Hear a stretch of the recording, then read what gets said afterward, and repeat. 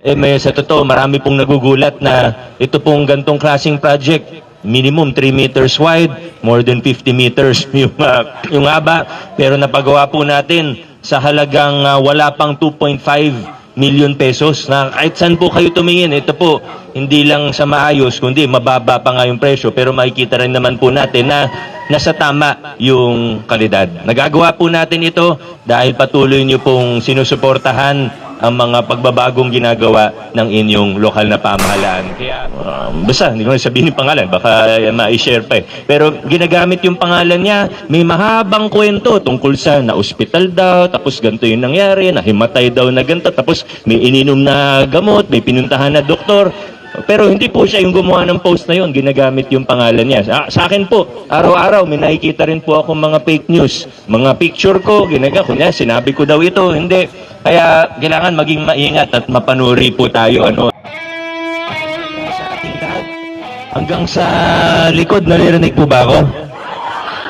Engineer, naririnig niyo po ako? Okay. Nakakatuwa po, nandito na po tayo ngayon. Maalala po ng iba sa inyo, last year ay nagkaroon tayo ng konting problema. Una po, nasa ng mga taga-Calyos compound? Yan, para alam kung sino ang kinakausap ko. Naalala niyo po, last year medyo nagpapanik po tayo dahil mawawalan tayo ng daanan o right of way. Yung iba sa inyo, nakasalubong ko pa sa Metro Green nung nag-ocular po ako, kasama yung engineering natin dahil nakiusap po ako dun sa mga nagmamayari ng lupa, pati dun sa HOA po, na wag munang ipasara. Sabi nila, gagamitin na daw yung lote na dinadaanan po ninyo. Sino po yung nakasalubong ko sa Metro Green? Wala.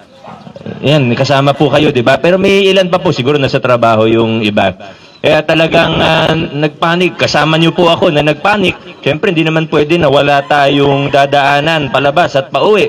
Kaya naghanap po tayo kagad ng solusyon at ako po ay nagpapasalamat sa inyo, sa inyong tulong at kooperasyon dahil kayo rin naman po yung unang nag-suggest nito sa inyong lokal na pamahalaan. At syempre, kasama po natin dito si Congressman Roman at ang ating City Council, si panguna ni Vice Mayor Dodot. Pero kailangan magbigay tayo ng special mention sa isang konsehal na taga rito sa Barangay Santa Lucia dahil siya rin po talaga yung tumutok at siniguro po niya na mangyayari po ang proyektong ito. Kaya hindi po nakakagulat na si Councilor Maro Martires sa Barangay Santa Lucia ay laging number 1. Hindi po nakakagulat po kasi talagang pag may mga problema, mga HOA po rito, pag may mga pwedeng maging solusyon, siya rin po talaga yung nag-aasikaso, siya po yung nagbibigay sa akin ng panukala. Kaya palakpakan naman po natin si Councilor Maro Martires. Maraming salamat. Kaya ngayon, safe na po ang ating right of way, bukod sa maganda. Siguro sapat na yung kalaparan nito. Pinakamaliit na po, pinakamakitid na yung 3 meters. Kung mapapansin po niyo ito, kung saan ako nakatayo ngayon, siguro more than 3 meters po ito. Ito po. At pag natapos yung DPWH project sa ating sapaw, sa ating creek, ay titingnan po natin kung pwede natin idugtong hanggang dun sa dulo. At opo, maraming salamat po sa inyo. Ito po ay proyekto natin lahat. At gaya nga po ng sabi ni Congressman kanina, makikita po ninyo, maayos ang mga proyekto natin ngayon. Pati sa presyohan, maayos dahil binuksan natin ang ating pamahalaan, ginawa natin makatotohanan ng mga proseso, transparent. May sa totoo, marami pong nagugulat na ito pong gantong klaseng project, minimum 3 meters wide, more than 50 meters yung haba, pero napagawa po natin sa halagang wala pang 2.5 million pesos na kahit saan po kayo tumingin, ito po, hindi lang sa maayos, kundi mababa pa nga yung presyo, pero makikita rin naman po natin na nasa tama yung kalidad. Nagagawa po natin ito dahil patuloy nyo pong sinusuportahan ang mga pagbabagong ginagawa ng inyong lokal na pamahalaan. Kaya maraming salamat at sa ating lahat, congratulations. Huli na lang po, Pasalamatan ko rin po ang ating barangay. Dito po ang ilan sa ating mga kagawad sa pangunguna ni Kapitan Aldwin. Kap, maraming salamat. Siyempre kay Father Melvin, maraming salamat din po sa inyo.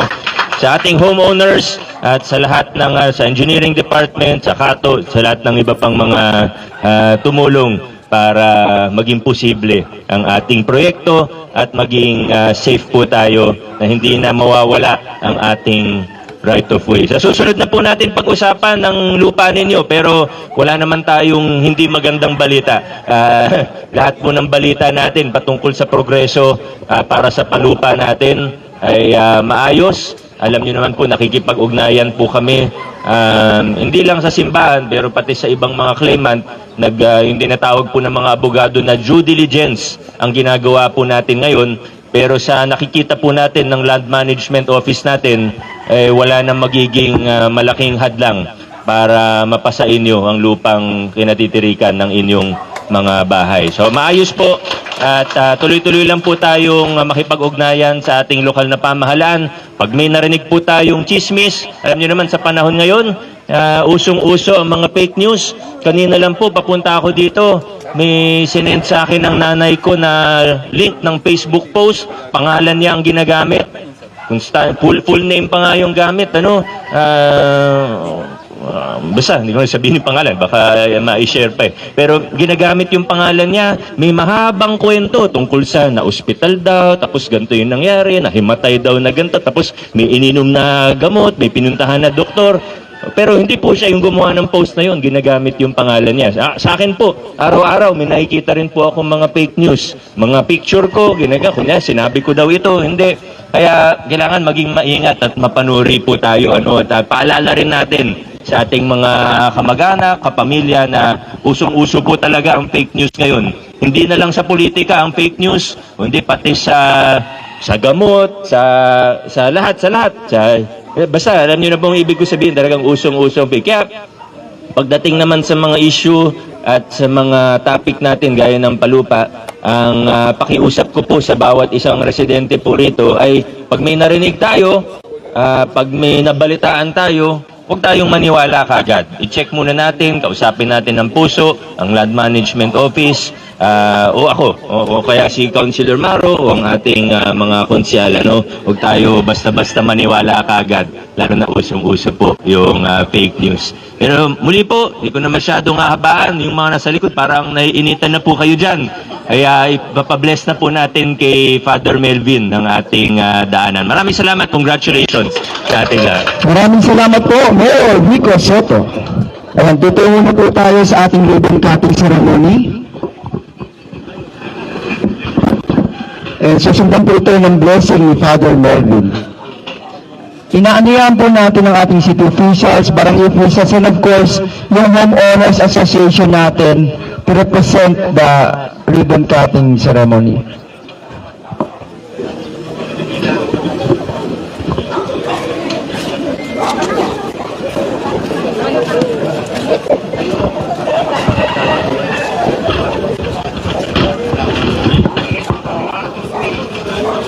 One, two, three. Congratulations, Barangay Santa Lucia. Okay, let us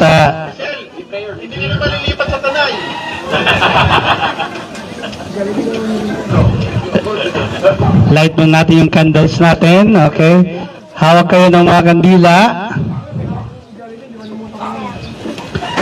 Sa ngalan ng Ama, ng Anak, at ng Diyos Espiritu Santo. Amen. Sumayin niyo ang Panginoon. At sumayin niyo rin. Si Kristo na anak ng Diyos ay dumating sa daigdig upang kanyang tipunin ang mga nagkawatak-watak na mga anak ng Diyos. Anumang daan na naghahatid ng mga tao para magtipon-tipon ay pawang naayon sa layunin ng Diyos. Ang naghahangad ng pag-isahin ang mga pinaglalayo ng mga bundok at nagkakahiwalay. Halina't manalangin sa Panginoon upang ang kanyang basbasan ang daan na ito at makinabang sa mga daan ang tao na tayong lahat. Makinig tayo sa salita ng Diyos. Ang mabuting balita ng Panginoon ayon kay San Juan. Sinabi ni Jesus sa kanyang mga alagad, "Ako ang daan, ang katotohanan at ang buhay. Walang makakapunta sa Ama kundi sa pamamagitan ko. Kung ako'y kilala ninyo, kilala na rin ninyo ang aking Ama. Mula ngayon ay kilala na ninyo ang siya at ang inyong nakita." Ang mabuting balita ng Panginoon. Pinupuri ka namin, Panginoong Jesucristo. Manalangin tayo. Ama naming makapangyarihan, ikaw ay kapiling naming lahat upang itaguyod ang pagtitiwala sa iyong piling. Sa inyong pagpapala, pangunahan mo ang mga daraan dito. Sasamahan mo sa paglalakbay upang ang iyong tulong makamtan nila ang tanang inaasam at maluwalhating makarating sa paruroonan sa pamagitan ni Kristo kasama ng Espiritu Santo magpasawalang hanggan. Amen.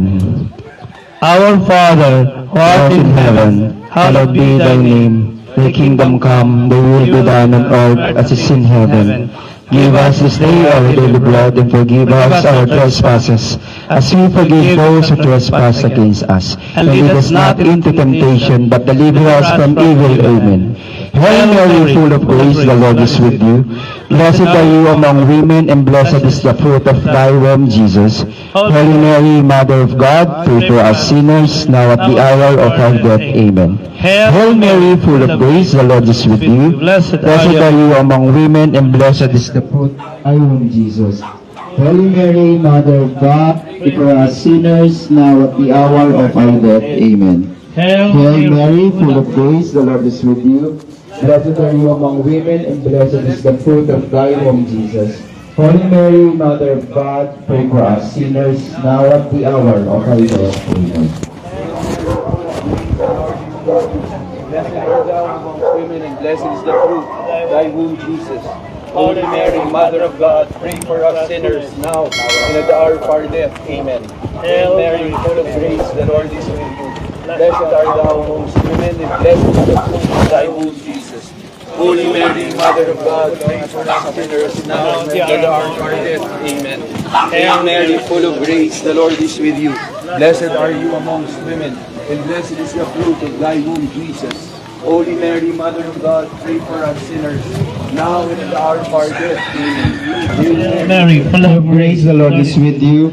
Blessed are you among women, and blessed is the fruit of thy womb, Jesus. Holy Mary, Mother of God, pray for us sinners, now at the hour of our death. Amen. Hail Mary, full of grace, the Lord is with you. Blessed are you among women, and blessed is the fruit of thy womb, Jesus. Holy Mary, Mother of God, pray for us sinners, now at the hour of our death. Amen. Ang pagkatapos ko.